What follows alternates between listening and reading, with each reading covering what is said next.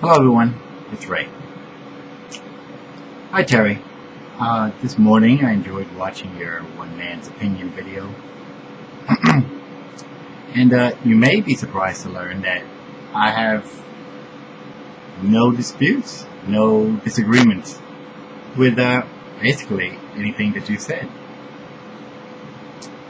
But I think that and you can tell me if I'm wrong, where our opinions might begin to diverge is what happens after you try your best at being a bootstrap kind of guy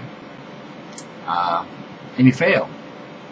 I mean, we all know what happens if we work hard and if we are successful and we can take care of ourselves. Life is good.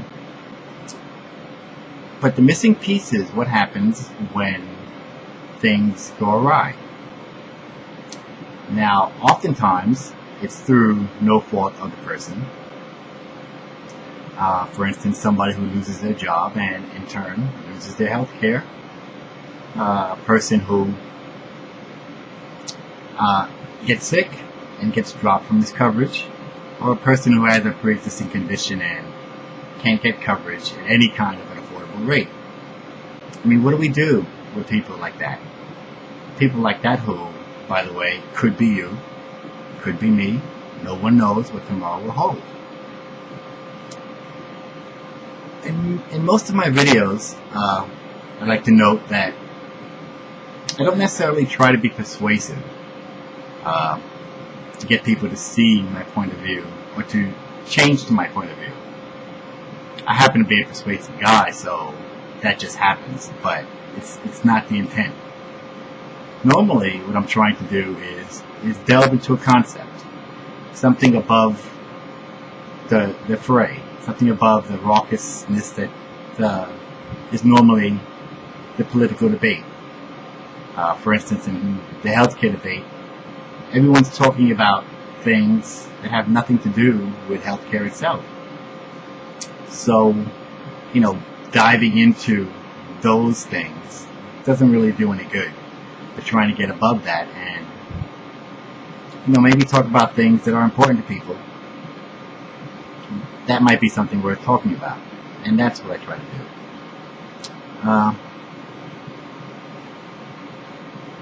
While I was watching your video, I started to think, we all say we're proud of being American. It's a great country. But what are we really saying when we're saying that we're proud to be American? Is it just we're proud of our achievements? Do we care at all about those who, for whatever reason, are having difficulties? To me, the country, being a part of the country, is akin to being a part of any other community. And in any community, whether it be family, friends, neighborhoods, it's not uncommon for there to be an outreached hand or to try to help those who have a need. In this particular discussion about the healthcare, it's really scary to me that those who have healthcare now, like myself, feel that they're okay. And they very well might be. Today. We have to think about what will happen tomorrow. Now, in the insurance companies have thrown a whole lot of money into derailing this. And unfortunately, they're being successful. And I touched upon that in my last video. But I've got to think that people should be more farsighted and to see that this is not a debate only for insuring those who do not have insurance. It's a debate to try to make the entire insurance business one that will not run us into bankruptcy. And I think that as a country, we should pull together to fix what is clearly a broken system. Some things, I'm a capitalist, I assure you, and I'm out there trying to make money like everyone else. But some things do not work within capitalism alone. Governments have a place. Hopefully, it's to do the will of the people. And also to do the right thing, even if sometimes it's unpopular, as was the initial vote on Social Security. There were many people who were saying many of the same things that they're saying now about the horrors that would happen. They were saying the same things then that they're saying now. And none of those things happened. In any case, looking back in my own life, I know that someone gave me an opportunity.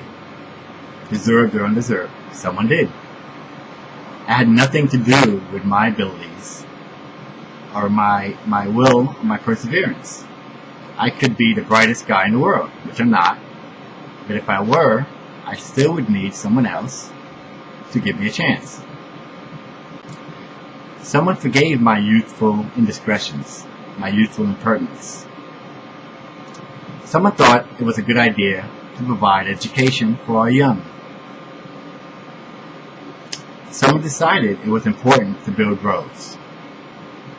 Someone also thought that it would be a good idea to provide health insurance and health care to people, to Americans, when they got old. Someone decided to build systems for clean water and systems to dispose of our sewage. These are all things that an individual cannot accomplish. So for those who say that government has no place, I think that's wrong. Now, what happens sometimes is that this process gets corrupted and consequences ensue, which many are not happy with. But I think it's not even debatable that there is a place for government, and that there are many things that individuals, the best and the brightest, the luckiest, whatever category you want to put them in, cannot achieve on their own. So I believe that now is one of those times, just like when we built the roads, the water, the sewage. We should find a way to fix our healthcare system and find a way to be good Americans and take care of one another. Bye-bye now.